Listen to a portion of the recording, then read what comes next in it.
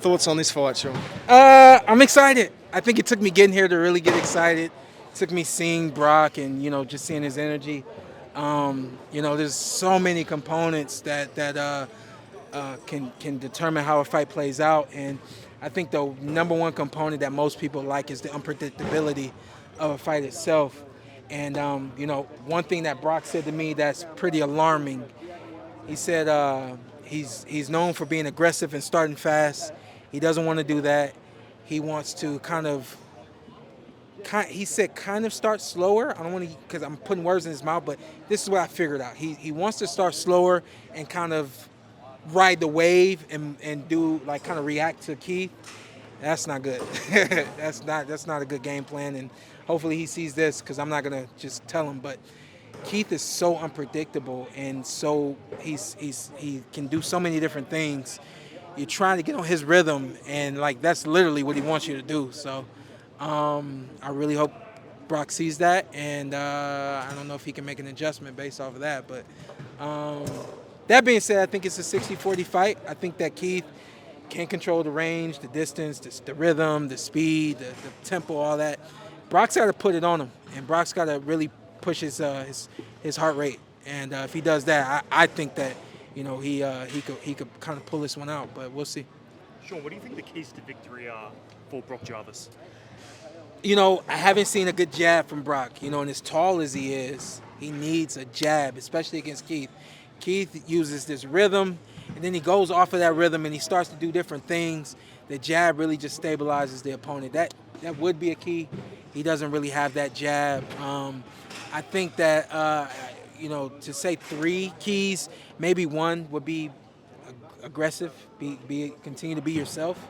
Can't change who you are, and be responsible defensively. Yeah, he keeps his hands up really well. So I do think that a lot of what Keith throws could get parried off by the hands of Brock. But I think more than anything, he's got to be aggressive. Yeah, he's got to be himself. Does Keith Thurman beat Tszyu? Y'all seen me say this once before that I felt that he would beat him. Before the Murtazalia fight, definitely things were kind of swaying for me. Keith came down with another injury, and it's like you can't keep getting these injuries. If you're healthy on fight night, how healthy are you going to be through the entire fight? So even with this fight, there's the possibility of Keith possibly getting hurt. But I think that between Keith's inactivity and the way the last fight for Tim went, it's kind of 50-50. We'll have to analyze that question after this fight and after Tim fights Joey. What sort of Keith Thurman are we going to get? How far do you think he's gone from the guy who fought Barrios, Pacquiao? Yeah, I honestly think the best version of Keith we saw was the Keith that fought me, the Keith that fought Danny. I think he had some injuries in his fight with Danny, but I think that those are the two best versions we saw. The version of Keith that we saw with Manny, we saw him get dropped in the first round, and Manny had the whole first half of that fight and kind of pull back, or a little older himself, a little long in the tooth, and Keith kind of stayed in there with him. So I really don't even think that was the best version of Keith. And the fight that he had with Mario was, the points-wise, it was one-sided, but Mario made him work every round. And then he had that infamous body shot, that Keith seems to get hit with damn near every fight. So there's a key for you. Brock's got to go to the body. You go to the body of the old man, you break him down. So I think the best versions of Keith we saw were 2016, 2017. Can he be that again? I don't know, because he was training at such a high level even then. I think now he kind of coasts himself through training, keep himself healthy and fit and things like that. So I don't know. I think we'll see, man. I don't know what grade I can give Keith now. I don't know if I can't imagine he's a A+ fighter the way he used to be. I can imagine him being a B+ fighter now. I think even a B+, B- fighter beats Jarvis. Does that beat Tszyu? I don't know. I think Brock is able to make adjustments on the fly in a fight, especially without his trainer there now. Most fighters aren't. Most fighters, you kind of are who you are. If you haven't seen Brock make adjustments to this point, don't expect him to make just adjustments now. That's just not a part of his nature. That's not who he is.